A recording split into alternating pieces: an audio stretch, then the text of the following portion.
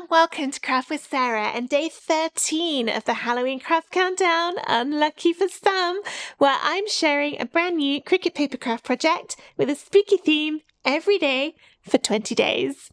Today we're going back to another layered cardstock design. You can see as I turn it, there is loads of dimension in here, and it is these funky psychedelic toadstools in all different colours, with a haunted house in the background and lots of leaves along the bottom, and even a little ladybird friend.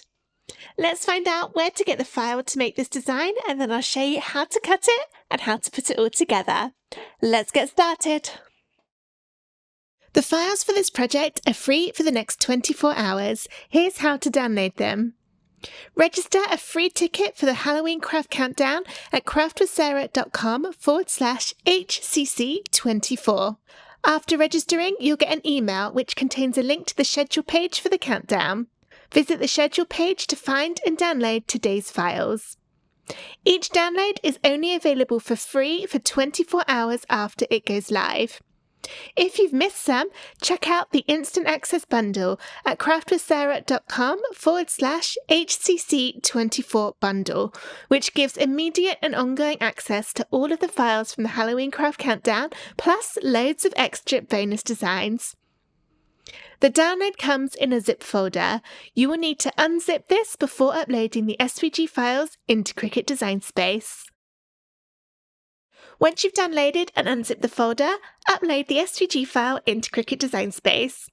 If you're not sure how to do that, check out the schedule page for the Halloween Craft Countdown, and then near the top of the page is a section called Foundation Learning. Look in there and there's a link to a separate tutorial with a video on how to upload SVGs into Design Space. This is what it looks like when it loads in, and if you want to see all of the pieces, you can click the arrow next to the design in the Layers panel and that will separate them all out. There are quite a lot of pieces in this design because it's got loads and loads of colours in it, but that all comes together to make this psychedelic toadstool scene. It loads in at a great size to cut, but you can resize it. To resize it, make sure the padlock icon at the top of the width and the height boxes is closed. If yours is open, you can click it to close it. And that means you can type either the width or the height, press enter on your keyboard, and the other measurement will change in proportion. If you're looking to frame this in a shadow box or resize it to go on a greetings card, check out that Foundation Learning section again, and there's a link to a tutorial in there called The Best Ever Way to Frame Your Papercraft Projects. That will show you how to size the design so that it will fit perfectly in your frame every single time. And it also includes things like how to add backgrounds or extra colours to give it a little bit more visual interest. If you just want to put this up without having to buy a frame, again, check that Foundation Learning section. There are so many goodies in there for you. But one of those is a link to more free SVGs for some hooks and stands. These are really easy to make. You just cut them out from cardstock, then you can glue them to the back of your layered design once it's all put together, and then either use the hook to put it on a hook, funnily enough, on your wall. So either a picture hook or a nail or something like that you've got in the wall. Or you can use these stands, which is like a triangular stand that you might typically see on the back of a photo frame. Again, that can be glued to the back of this so that you can display it really easily without the need to buy a frame. But for me, I am just going to do this at the size it came in at. So let's undo to make that a little bit smaller and then press make over on the top right. This will separate out all the colours. You can change the paper size in the drop down here, and you will need to do that for every colour. This is great for using up your scraps of card from other projects because for a lot of the colours, you only need a tiny little bit. When you're happy with how everything's looking, press continue to connect to your Cricut, follow the on-screen instructions to get everything cut out from cardstock, and then we'll see how to put together our little toadstool scene. Here are all of the pieces of my layered toadstools cut out, and I've laid them one on top of the other to check that I'm happy with all of the colours and that I haven't accidentally missed anything. This design does have an awful lot of colours in it, so I do recommend taking the time to lay it all out first, just to check that you're happy with how it's all looking. But as with all my layer designs, we want to start at the bottom and then work our way upwards. So I'll move these apart, taking care to keep them kind of in a vague order, seeing as I've already gone to the effort of putting them all in place. We'll be sticking this together with a combination of glue and foam squares. The glue I'm using is Bearly Art Glue, which I get on Amazon here in the UK. I really like this because it doesn't bend or wrinkle the card like other glues can do, and a similar glue that has that same effect is Collall. Collall is a solvent glue, so it does have a little bit of a smell to it, whereas the Bearly Art Glue doesn't. The foam squares I'm using are from Dot and Dab, but any will do. If yours are big, then you might need to cut them a little bit smaller with scissors to fit in some of the small gaps. Alright, so we're going to start with the haunted house from the background, and this red piece will go inside the window. Then turn this upside down and get your glue, and I'm just going to place it on first to give a little idea of where that's going, and then add my glue around and then stick this in place. Oh, and I still added too much glue because it doesn't go over that bit. That's okay, it doesn't matter. Alright, let's just check. I've not quite lined that up right because it's going over the hole in the middle. Let's try again. There we go, that's better. So we've still got that gap in the top up here. I've noticed while doing that I actually put my card on my mat the wrong way round because the pretty textured side's at the bottom and the flat one is at the top, but never mind, it's still going to look lovely. Alright, let's put this on with some foam squares so that it will bring it out from the background a little bit. Okay, I'm going to add my foam squares around the edge and try and get some into those sticky out pieces at the top and over where I glued there. Not going to worry about the little chimney on that side, that is just too small. If you're feeling very adventurous, you could cut the tiniest little slither of foam, but I'm not feeling that brave. So I'm going to go around the edge, adding a good amount on here. And then once I've done the edge, I'll also add some into the middle, and that's to give it stability across the whole piece of cardstock so it will stay lovely and flat when it's stuck on, and the whole piece of cardstock will have that same level of dimension. If you didn't put any foam squares in the middle, then you might find that your card domes downwards a little bit rather than lying flat. Alright, so now I can peel the tops off of all of these foam squares to reveal the stickiness underneath.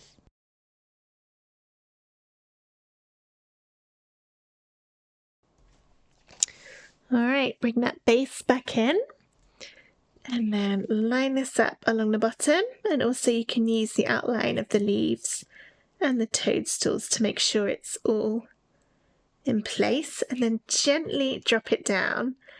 The reason for that would be if you weren't quite happy with the positioning, you could pick it up and move it without damaging anything. For example, I have not done that very well. My left side is not lined up. Let's try again. Might hold it around this way. That is much better, so I can push down to stick. The next layer is this one, and this will also be a foam square layer. Now for this one, I am going to cut some of my foam squares small to try and get some in this leaf, because if there's nothing in there, it's not going to stay raised up. It will just fall down and touch that black bit of card underneath, and I would quite like it to be nice and raised. So I'll do that in a moment when I've finished adding the foam everywhere else.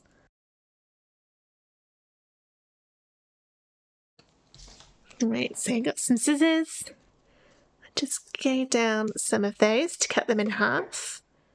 Didn't quite mean for them to fly all over my desk, but it's fine. Then put a few of these in there. And I'm trying hard to make sure nothing goes over any of the gaps, otherwise you'll see the foam from the front, which you don't want. I'm wondering if that will fit. Oh, yeah, just about. Excellent. Okay. Right, now I can peel the tops off again and then stick this onto the other 2 layers that we've already done.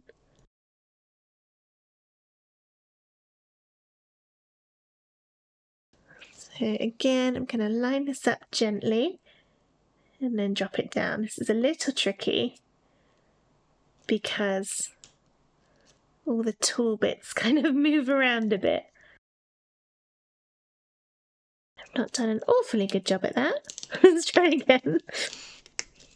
It's mostly right. It's just not quite straight along the bottom. So I think I'll get that done and then move the rest. There, much better. Next, we'll make up this green piece, which will be glued, you'll be glad to know, so you don't have to try and get those foam squares in this big leaf again.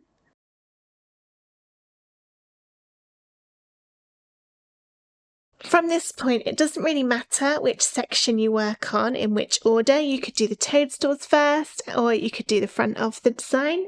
It's up to you. I'm going to do this piece next, which, let's have a think. I think I will foam square this one too. You could glue it. I don't think on this one it will particularly matter. But I like adding dimensions, so I'm going for the foam.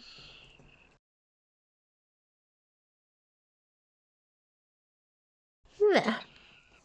Then the last little bit of grass along the bottom.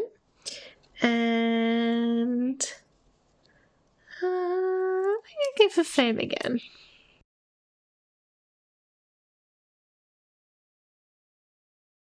There's no guide on where to put this, just roughly sort of place it in the middle.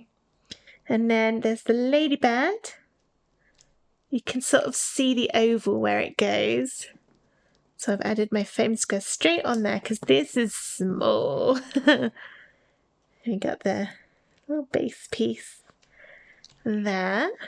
And then again, I'm going to cheat and put my glue there. A bit down the middle. Put the eyes on. And then this is going to be a little bit tricky to glue. It's very small.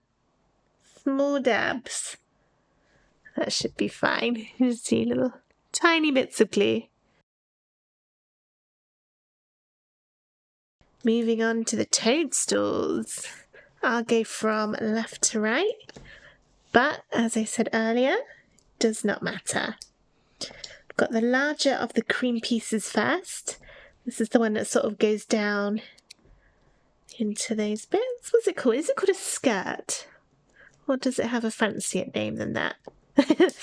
I do not know. That one goes on there. And then there's a second creamy layer for another bit of dimension. That's because I wanted the mushrooms to kind of come out a bit from the stalk. So even though it seems a bit odd that we're putting on something the same colour, it's so we can grab that dimension and then this will make up the spots inside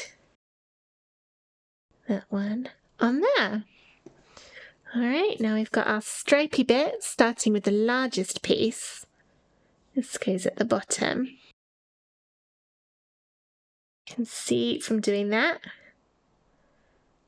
how that creamy bit makes up all the spots in the pattern. And then there's the second largest part for this particular toadstool. These are all glued on, these coloured bits. Line it up at the top. There. Ooh. And then finally, the top one. This is the darkest colour of my purple.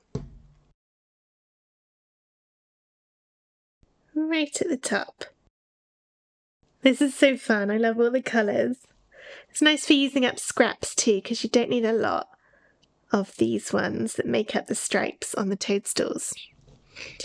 All right, middle one next, and now this is going to end up pretty much the same for the other two toadstools, but rather than speed it up, I will sort of craft along with you in real time. So we've got the biggest creamy bit first, and then after that will be the slightly smaller creamy bit. That one. And then this one. On there. And now we're building up the colours, starting with the biggest piece. There. I love this colour. Kind of rich teal on there. Then the second biggest piece for the middle section, middle toadstool.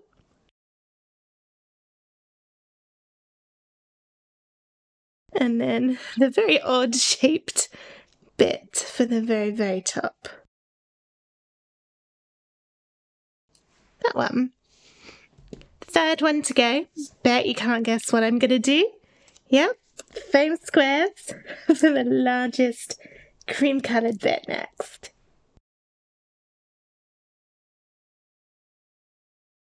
And that goes right on there. Then there's the slightly smaller creamy bit. And if you like these toadstools, but maybe you'd like to make some that aren't necessarily Halloweeny, check out the free SVGs page on my website, which is craftwithsarah.com/free-SVGs. And then have a look down that page. There is a more kind of autumn woodlandy mushroom or toadstool scene, which is a bit more suitable for year-round crafting. And that's a forever freebie, so you're not limited by the 24 hours on that one. It is always available for you to go and download. Okay, next I'm gluing on my yellow piece. It's fun watching these come to life when the colours go on them. There. Then the orange. Like, oh no, that wasn't very well lined up. Luckily, glue means you can move it about a bit. And then finally, the red bit to go on top. And that's my rather psychedelic looking toadstools all finished. If I turn it round, you can see all the depth and dimension in those. It's really nice and deep, and it will look wonderful when it's framed, or if you put it on a greetings card, or even just prop it up on a shelf or hang it up using the free hooks and stands that I mentioned earlier. I hope that you enjoyed this video on how to make this layered toadstool design for Halloween. If you did, please give the video a thumbs up, and I hope to see you again tomorrow for day 14 of the Halloween Craft Countdown. And don't forget to subscribe to my channel for loads more Halloween paper crafts. Thank you so much for watching. Bye!